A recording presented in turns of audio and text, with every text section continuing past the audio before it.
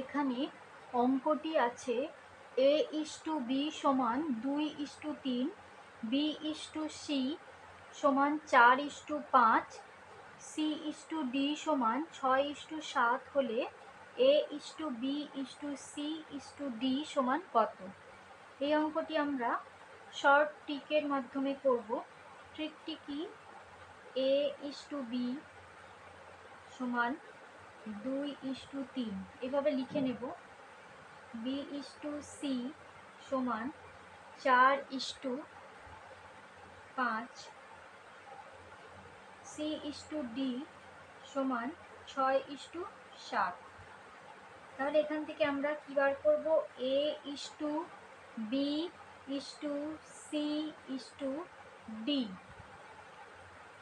এইটা মনে রাখতে হবে, এরকম একটা চৌকো নিমকি।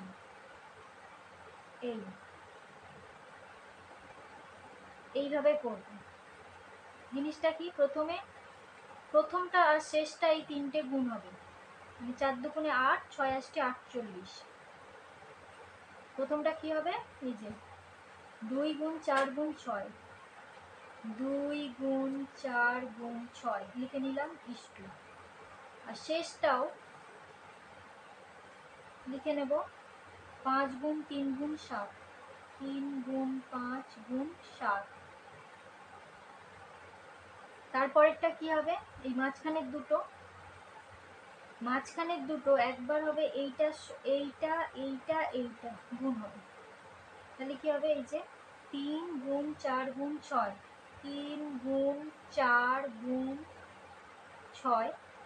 আর এইটা কি হবে? 3 গুণ 5 গুণ 6, 3 গুণ 5 গুণ 6। এই এবার আমরা এখান থেকে কাটবো, সব জায়গায় 3 আছে, কেটে দিই 3 3 3।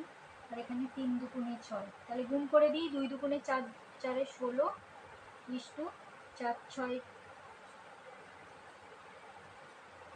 16, আর এখানে 4 6 24। এটা কি হয়েছিল? এটা হয়েছিল 3 গুণ 4 গুণ 6, 4 6 24 ইস্টু 5 6 30 ইস্টু 5 7 35। এই হচ্ছে আমার উত্তর। আর কাটাকুটি যাচ্ছে না, এই হচ্ছে উত্তর।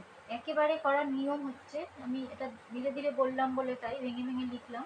এখানে আমরা একেবারে করবো। এই যে 4 দুগুণে 8, 6 48 48 ইস্টু 3 4 12 6 72 ইস্টু এখানে 3 5 15 6 90 ইস্টু, আর এখানে এই তিনটে গুণ 3 5 15 7 105।